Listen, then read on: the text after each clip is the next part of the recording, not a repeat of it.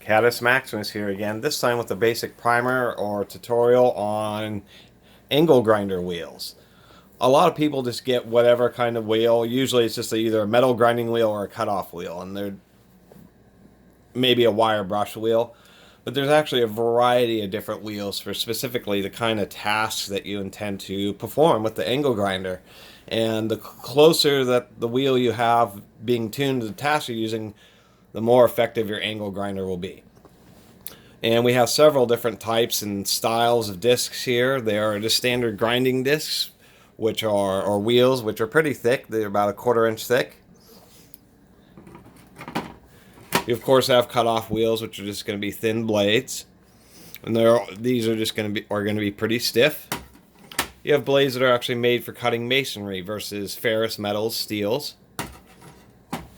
You have these kind of blades, which are a little thicker than a cut-off blade, and they are for both cut-off operations and grinding. Like if you're cutting off a piece of pipe and then want to deburr the edge, that's the kind of disc you'd use. There's ones that these also have a depressed center to kind of recess the nut a little bit into the center of the blade.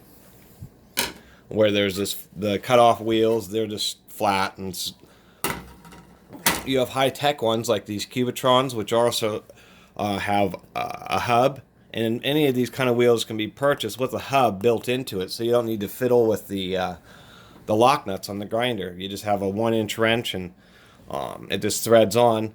They just tend to be a lot more expensive. It's surprising how much more expensive just that one part can be.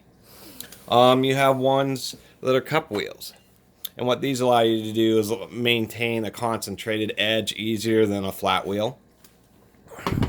You have wheels like these, which are kind of cut and grind and blending, because they have a little bit of flexibility to them. I don't know if you can really see that on the camera.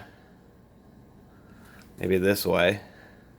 You don't want to flex it too much, but these have some flexibility to them, which is pretty nice.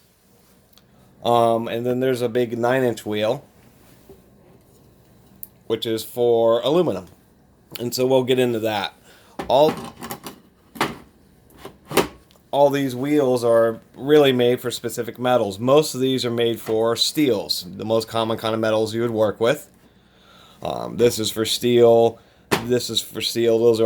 Those are for steel. The difference is like this wheel would be made for, tuned for steel and stainless steel, and the wheel up here would be for non-ferrous metals or aluminum, and that's actually pretty rare to find because non-ferrous metals tend to want to gum up grinding wheels, so they have a special compound, special grains and special compounds that they're glued together with to prevent them from gumming up so much. And the non-ferrous grinding wheels are pretty rare, but they're amazing. You also have, what I mean by high-tech is most grinding wheels, they're aluminum oxide. Sometimes they're silicon carbide. There's various other hard grains that they make, but they're just like random little rocks. I'm trying to find the blade where you might be able to see. These preferred blades are premium blades. Here we go. Let's see if we can't get this to zoom now. I don't know if you can see, but they're just like random rocks, and those work pretty well. But grinding wheels kind of rely on as you're grinding, the little rocks get broken apart to provide new edges, so you don't end up with just a bunch of smoothed off surfaces. Newer technology like these 3M Cubitrons. Here we go. You can't see super well, but the grain has more sharp edges to it. That's what the Cubitron is supposed to be. And it does help the wheels last a little longer. The Cubitron 2 is where the next level of technology has come in. And if we look at these grains, you can actually see that they look like they're little tortilla chips.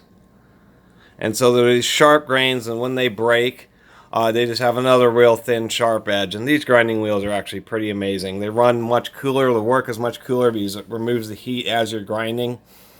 They last a huge amount of time. There is a YouTube video, I forget, which did extensive testing on these Cubitrons, and they're really, or the Cubitron 2s, and they're really pretty amazing.